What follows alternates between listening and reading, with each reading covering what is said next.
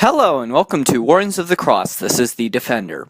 Something common in the world today, especially when one is pointing out moral evils and false truths, is the seemingly automatic fallback of the opposition on the claim that you should stop judging them, since the Bible says that it is reserved for God alone. This reference is from the biblical quote from Matthew 7, 1-5, as well as other places, and today we are going to break down what is actually judging another person. In today's episode, we will quickly brief over this quote, and then break down what it actually means to judge and condemn others, and what is just clarifying a truth. We will also look to other parts of the Bible which encourage correcting those in error or pointing out those in sin. We will begin by reading the biblical quote from Matthew 7, 1-5, which is as follows. Stop judging, that you may not be judged. For as you judge, so you will be judged. And the measure with which you will measure will be measured out to you. Why do you notice the splinter in your brother's eye, but do not perceive the wooden beam in your own eye? How can you say to your brother, let me remove that splinter from your eye, while the wooden beam is in your own eye? You hypocrite, remove the wooden beam from your own eye first, then you shall see clearly to remove the splinter from your brother's eye. How many interpret this quote is that it is stating that nobody should ever point out the errors that another makes because we all make mistakes and we all sin. This is not, however, the truth. We are actually told in 2 Thessalonians chapter 3, verses 14-15 by the Apostle Paul that anyone who does not heed his letter should be not regarded as an enemy, but should be admonished as a brother. You can see these quotes on the screen, by the way.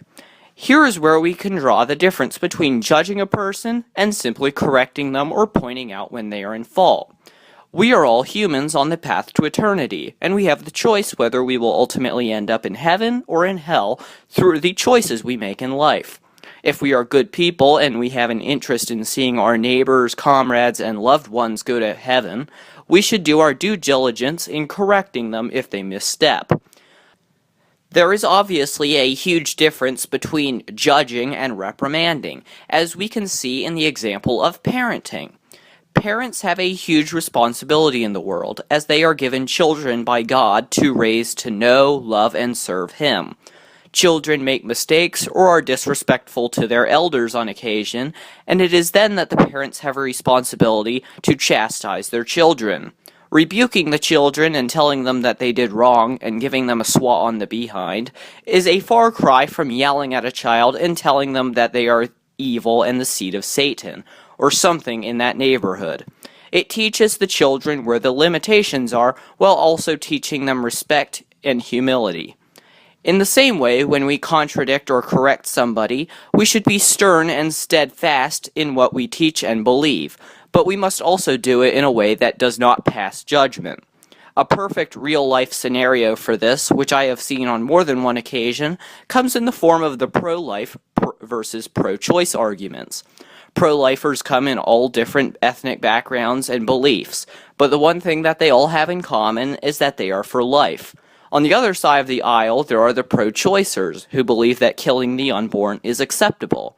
I have been to many pro-life rallies outside of Planned Parenthood facilities and the such, and there are almost always people holding signs with a Bible quote or something relating to that stamped on the sign. While this is acceptable, as it passes no judgment, I have also witnessed people actually passing judgment on those on the pro-choice side, which is something which is unacceptable in any situation.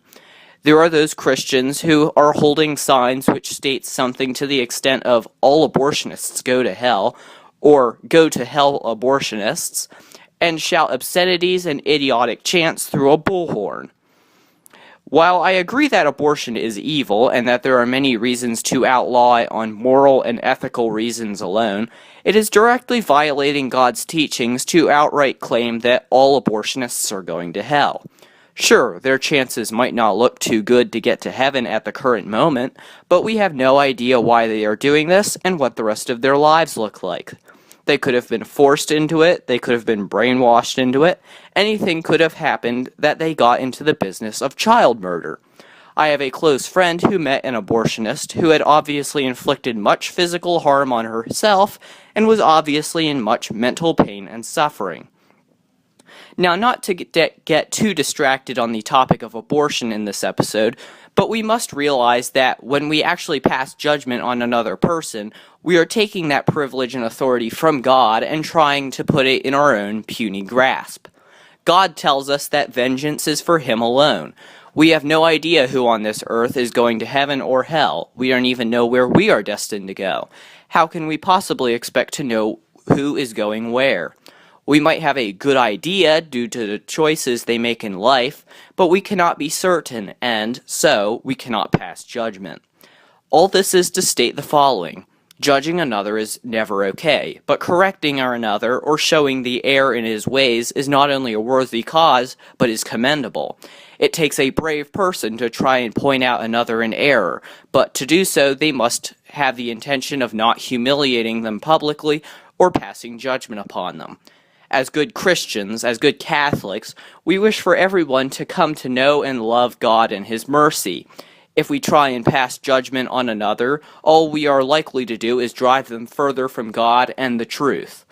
The point of Catholic apologetics is not to completely roast and destroy people and make them feel like Egypts, but rather it is to clarify a teaching or correct a mistruth, and in doing so, bring one closer to God and His actual teachings.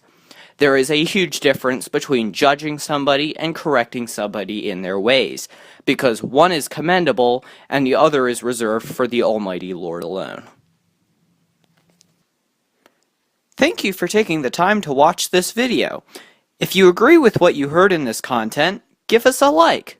If you have a comment, question, concern, or anything else, please feel free to comment below and we'll get back to you. Subscribe and hit the bell to stay up to date on all of our most recent content, and go to the link shown on the screen to check out our website at www.wardenofthecross.weebly.com. We hope to see you again. God bless.